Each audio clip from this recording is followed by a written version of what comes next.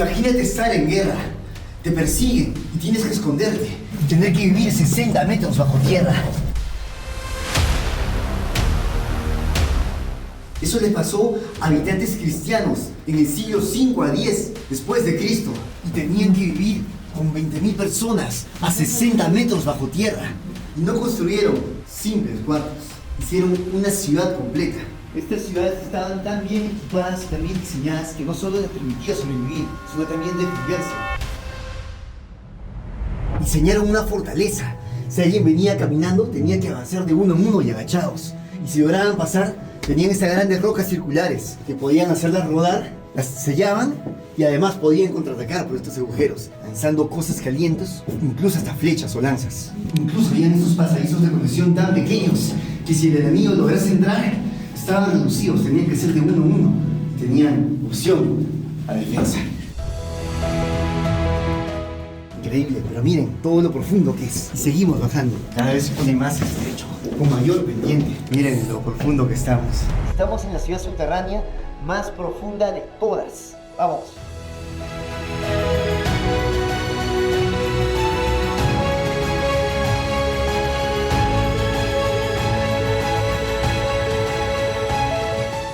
Derinkuyu es increíble, por eso al final de este video te voy a mostrar exactamente cómo llegar desde Yoreme, cuánto cuesta y por qué la mejor forma de venir es en auto. Pero antes de seguir, ¿por qué construir una ciudad 60 metros bajo tierra? Y la respuesta está en la geografía. Capadocia era una encrucijada entre imperios. Hititas, persas, romanos, árabes, turcos, todos pasaron por aquí. Y cuando vivías en la ruta de las invasiones, necesitabas un plan B. Los primeros túneles los excavaron los frigios hace 2700 años, pero fueron los cristianos bizantinos entre el siglo V y X quienes lo expandieron hasta convertirlo en esto. Durante las invasiones árabes el ciclo se repetía cada año. Escuchaban que un ejército venía, bajaban con sus familias, sellaban las entradas y esperaban en la oscuridad. Y vamos a ingresar a Derinkuyu. Afuera estamos a menos 4 centígrados. Aquí ya no siento frío. Aquí estamos aproximadamente a unos 5 u 8 grados. Y mientras más profundo vamos, más calor sentimos. Esta temperatura constante era perfecta para conservar alimentos durante meses, y la roca es toba volcánica, suave para tallar, pero fuerte para soportar 85 metros de profundidad. Solo podían ingresar uno por uno los invasores, y agachados, entonces tenían tiempo de defenderse. Incluso pisos falsos, y el invasor caía pisos abajo. Incluso tenían estos mecanismos de defensa, hacían rodar estas rocas, tapando este pasadizo. Y no solo ellos, si lograsen pasar por los pasadizos, tenían que ser solo uno. Sí, empezaba más de una persona en fila. Entonces, una vez cerrada la puerta, tenía un agujero y por ahí podía responder a los ataques. Y dejaban este orificio para poder contraatacar. Por acá lanzaban flechas u otras herramientas de defensa. Miren, vienen a atacarme. Tengo que cerrar estas puertas. Esta puerta redonda me permitiría cerrarla, bloquear el acceso e incluso responder al enemigo. Cada 50 o 100 metros tenían estos mecanismos de defensa. Aquí otra roca que podían girar y sellarla. Si venía el enemigo, tenían cómo esconderse. Es increíble. Aquí están una de las piedras circulares que ellos habían tallado y usaban de puerta de acceso. Y aquí claramente vemos un acceso que está tapado por la roca. A esto me refiero. Este acceso fue tapado. Ya no puedo ingresar más allá. Y por aquí podía responder al ataque. Pum, pum, pum. Diseñados así a propósito. Una vez cerradas, era imposible abrirlas desde afuera. Y cada nivel tenía su propia puerta, ¿no? Podían sellar nivel por nivel. Pero la defensa más brillante no eran las puertas, era el diseño completo, un laberinto tridimensional. Si no sabías el camino, te perdías en la oscuridad. Lograron hacer dormitorios, almacenes, cocinas, incluso baños y mecanismos de comunicación entre los diferentes pisos, porque son 8 pisos, 60 metros de profundidad. En total el lugar tiene 8 pisos, pero el turista solo tiene acceso a los 5 primeros. Miren, si hiciéramos un corte bajo tierra, lo veríamos así. Estos son los 5 pisos a los que podemos acceder. Este primer nivel era para los animales. El calor corporal ayudaba a mantener calientes los niveles. Así era el sistema de calefacción del año 800. Aquí vivían las familias. Miren, incluso tenían cocinas. Y esta era la zona de la cocina. Cámaras de comunicación. Tú podías gritar aquí y te escuchaban 8 pisos abajo. La cocina era comunal, el techo quedaba negro por el hollín que se producía con el humo, pero el humo subía por conductos que lo dispersaban en la superficie sin crear columnas visibles. No querían que los invasores supieran que había gente aquí abajo. Miren, así deben haber encontrado hace mucho tiempo estos cuartos. Esta era toda una recámara, pero aún falta excavarla. Sigamos recorriendo. No podían dejar atrás su religión. Abajo encontramos el templo más importante, una iglesia. Ya debemos estar unos 40 metros bajo tierra. Estamos en el medio de toda la ciudad, en el cuarto de 8 pisos. Y el área más importante, ¿ven? Es una cruz. Miren dónde estamos. Oh. Y esta es la iglesia, el lugar más sagrado de todo el complejo. Que tenían todo para sobrevivir.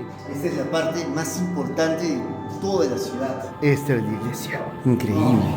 Incluso tiene forma de cruz. ¿Ven? Una cruz. Aquí celebraban misas en completo silencio mientras arriba los perseguían. Vamos en el 4.º piso. Solo tenemos un piso más de acceso. ¡Vamos! Increíble, pero miren todo lo profundo que es. Y seguimos bajando. Antes de ingresar, les cuento que no es recomendable para gente que tiene problemas de corazón. Cada vez se pone más estrecho, con mayor pendiente. Ahora entiendo por qué dicen que no pueden bajar. Gente con problemas cardíacos o de claustrofobia, es recomendable que no venga, porque sí llega a ser muy estrecho. Cada vez los espacios se van haciendo más angostos. ¿Ven? Pero miren estos caminos. El corazón dice que no es apto para claustrofóbicos, personas que sufren el corazón. Acá toca ir agachadito. Si subo un poquito, me golpeo la cabeza. Estoy agachado. Miren, tienen que ir agachado. Miren a Diana. Increíble esto. Es una U, mira qué locura. Es toda una U. Miren, ingreso por aquí y salgo por allá. Es increíble cómo hacían todo esto. Cómo podían tallar de tal forma la roca. Incluso habían estos pasadizos de conexión tan pequeños. De tal forma, si entraba el enemigo, ¡plum! Y ella solita se dio. Algo así le dolía al enemigo. Pero lo más impresionante de Derinkuyu es el sistema de agua con un pozo vertical de 55 metros que les permitía obtener agua fresca directa de un acuífero subterráneo. Sin este pozo, nada de esto habría sido posible. Cada cuarto tenía ventilación. Con más de 50 pozos de ventilación, el aire circulaba por todo el complejo. Incluso en el nivel más profundo había aire respirable. Ingeniería del siglo VIII. Qué increíble sistema, ¿no es cierto?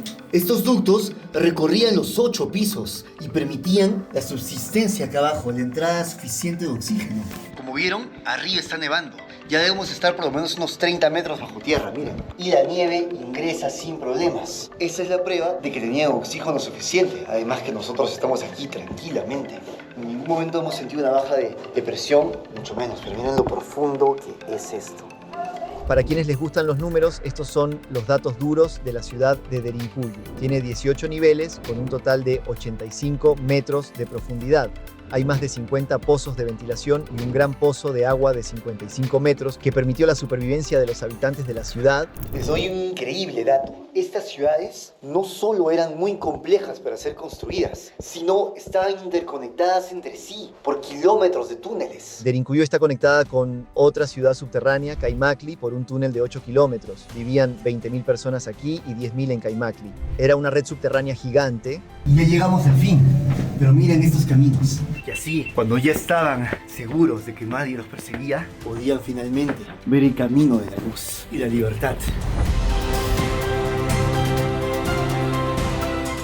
Cuando subes de regreso a la superficie y ves la luz del sol, aprecias de manera diferente lo que significa vivir arriba. Derinkuyu no fue construida por diversión, fue construida por supervivencia, por miedo, por necesidad. Un recordatorio de que la arquitectura más impresionante no siempre es la que se ve desde afuera. A veces está escondida debajo de nuestros pies. Bien, te prometí mostrarte cómo llegar a Derinkuyu.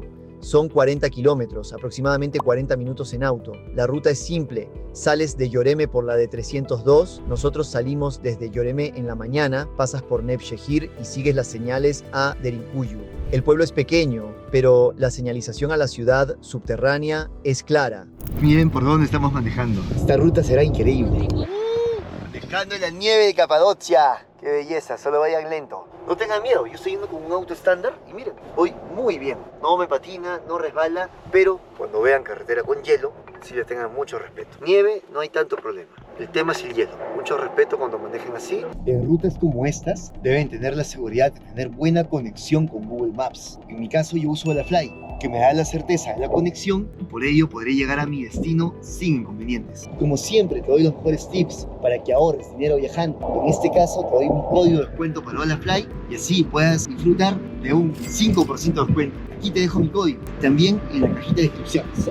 Pero además de buena comunicación, necesitas también estar asegurado. Mira, ese tráiler se puede descarrilar actualmente, o nosotros patinar. Nadie es exento de un accidente. Si te pasa fuera de tu país, te puedes encontrar en un grave problema. Un buen seguro siempre es mejor aliado. Yo uso Yati Seguros. Tienen varios paquetes de Scotts. Tienen el contacto con el mochilero. Tiene gran cobertura. Muy genial. Cuando llegues, verás que hay estacionamiento justo al lado de la entrada. Y llegamos a Derinkuyu y les cuento que estemos a -6. Sí, está haciendo friecito. No es Siberia, es Derinkuyu, Turquía. Vinimos en invierno. Pero miren, solamente hay un solo bus de turismo y algunos autos particulares y vamos a ingresar a la ciudad. Llegamos a Derinkuyu. Estos -6 grados centígrados que están haciendo ahora son todo un reto, pero no nos detiene para venir a esta belleza. Y miren ese bello cangal turco que está ahí. Él es una belleza, mírenlo. Es gigante, es muy grande, es una belleza. Aquí la entrada a Derinkuyu está 13 euros si eres extranjero y solo 100 si eres nacional turco. Ya saben, nosotros tenemos el Nación Paz. Está abierto todos los días de 8 de la mañana a 7 de la tarde en verano hasta 5 de la tarde en invierno. Ahora que salimos, sí me doy cuenta que este es uno de los respiraderos. Miren esa tecnología. Y si alguien habla por aquí, puede escuchar metros abajo. Canal para oxigenar y también para comunicación. Increíble, de verdad. El paseo por Derinkuyu estuvo increíble. Como vieron, estábamos prácticamente solos. ¿Qué te pareció? Súper increíble. De verdad Muy que oscuro. merece la pena venir hasta aquí. Estamos muy lejos. Hicimos un esfuerzo terrible manejando por esta nieve. Miren, hemos manejado literal por aquí, pero valió totalmente la pena. No dejen de venir a Derinkuyu. Aunque nuestra aventura empezó bajo la nieve, Derinkuyu tiene muchas caras. Verla bajo el sol del verano te da una perspectiva totalmente distinta. Es como si la ciudad cobrara otra vida, recordándonos que estos pasadizos han visto pasar miles de estaciones, sobreviviendo hasta nuestros días. Pero te doy un consejo. Si decides venir, hazlo con paciencia. No trates de recorrer todos los niveles en 20 minutos. Derinkuyu se disfruta en el silencio, dejando que tus ojos se ajusten a la penumbra y que tu mente procese que sobre tu cabeza hay toneladas de historia. Recuerda traer linterna, zapatos con buen agarre y una chaqueta ligera. Y si puedes, ven temprano. A las 8 o 9 de la mañana hay menos gente y puedes explorar con más tranquilidad. Mi recomendación, dale mínimo 1 hora y media. No es algo que puedas hacer corriendo. Tómate tu tiempo, siente el lugar. Aprovecha esta oportunidad para conectar con nuestros antepasados. Y aquí viene lo mejor.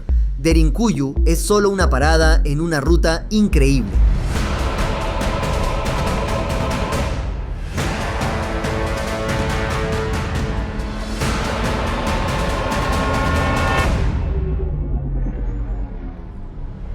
El próximo sábado te muestro cómo explorar todo Capadocia en 2 días con auto. La ruta completa día por día, los mejores lugares, cuánto cuesta, dónde comer, dónde dormir, cuándo ver los globos y mucho más.